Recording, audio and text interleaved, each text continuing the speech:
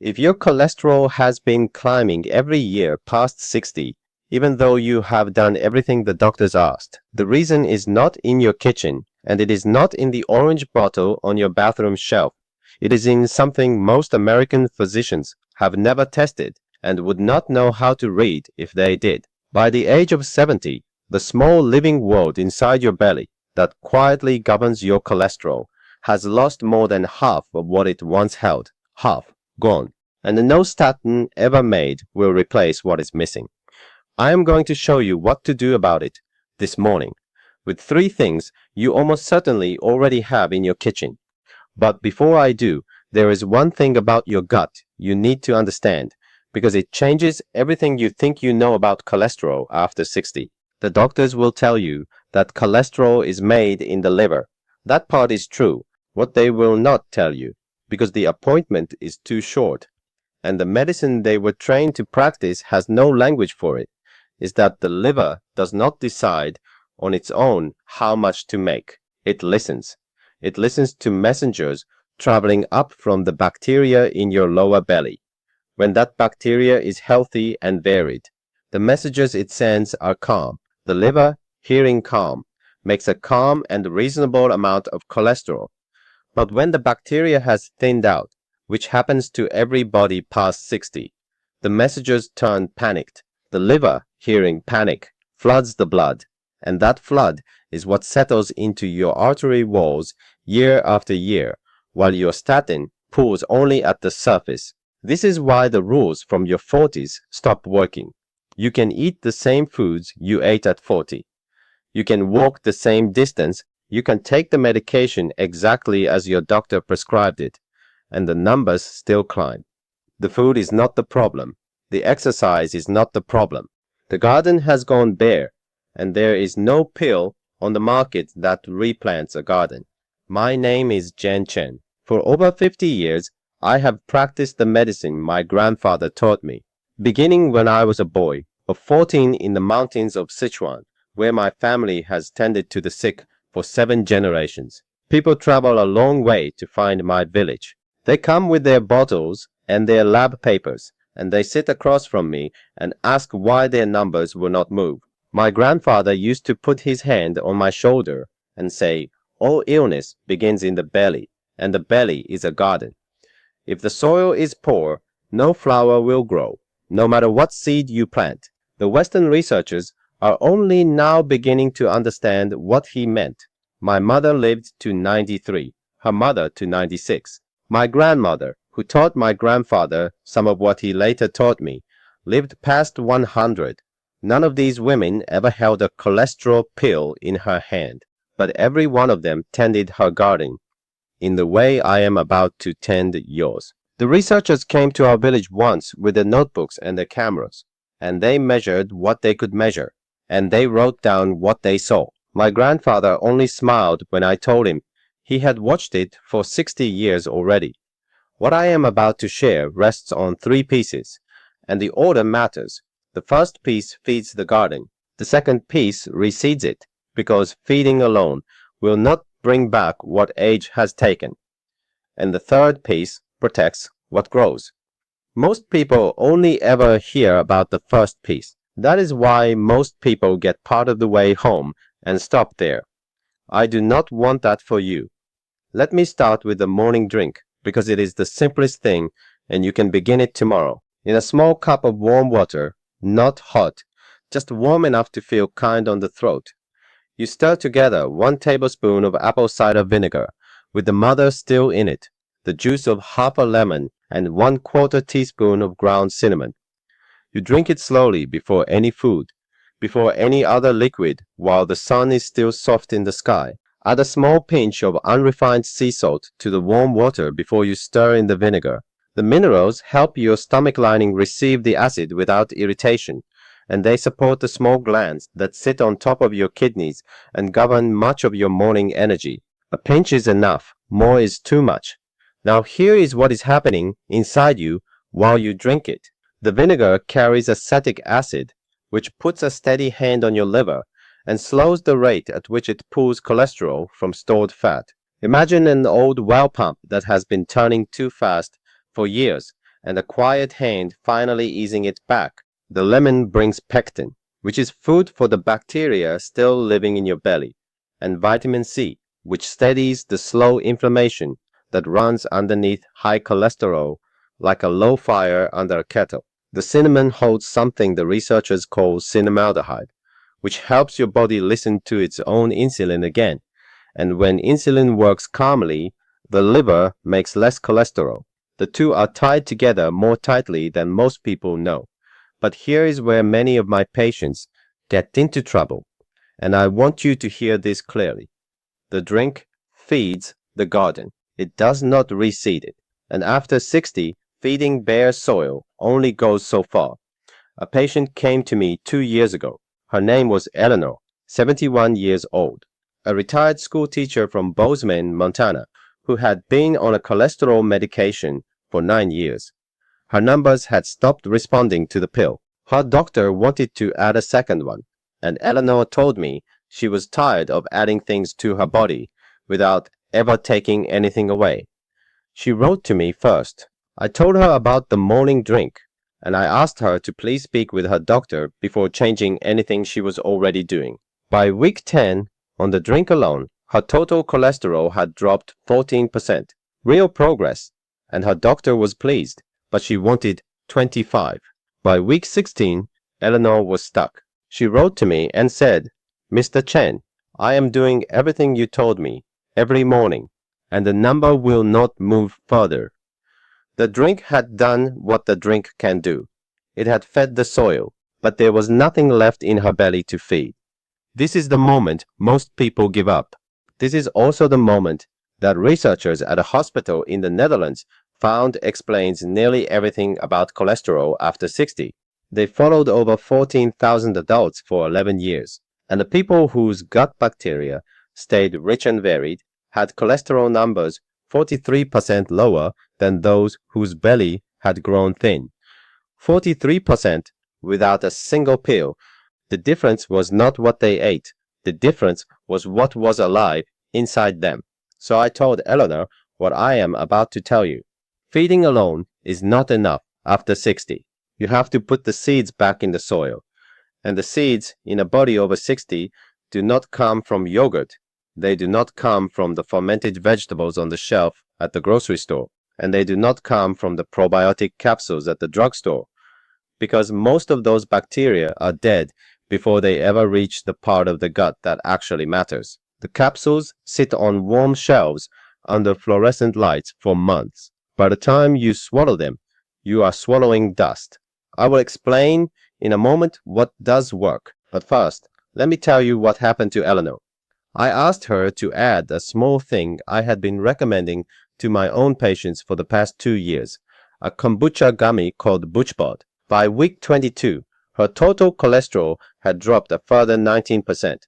By month 7, her doctor reduced her medication for the first time in a decade. She wrote to me last spring and said, "Mr. Chen, I made my coffee this morning and walked out to feed the birds, and I realized I had not thought about my heart once. I had forgotten to be afraid. I want to tell you honestly how I came to BoochBod, because I do not want you to think a man like me recommends things lightly. I am over 70 years old. I have spent the last several years searching for something I could give my own patients and give my own body that would do for the American belly what the fermented foods of my grandmother's village did for ours. Most of what I tried failed. The probiotics on the store shelves were dead before they reached the gut. The fermented drinks had too much sugar for older bodies, which works against the very inflammation we are trying to ease. The capsules were so large my older patients could not swallow them, and many of the men and women I see have already stopped taking pills they need because they cannot get them down. Their hands shake, their throats are dry. The capsules sit on the counter and they walk past them. BoochBod is the first thing I have found that carries all three pieces my grandfather would have insisted on. The prebiotic fiber, which feeds the garden, the probiotic bacteria, two strains called lactospore, and postbiotics LM1004, which are the seeds, and the postbiotics, which are the small healing compounds the bacteria themselves make once they are alive and well. The seed, the soil, and the fruit, all three. Most products carry only one, and one is not enough after 60. The formula also includes dandelion root and slippery elm, which are two of the plants my grandfather kept in clay jars on his shelf for as long as I can remember. He used dandelion for the liver and slippery elm for the lining of the gut.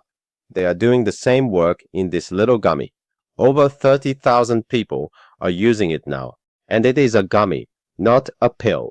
I cannot tell you how much that matters until you are sitting across from a 78-year-old woman who is already taking 5 medications, and she tells you she would rather skip a supplement than swallow another capsule.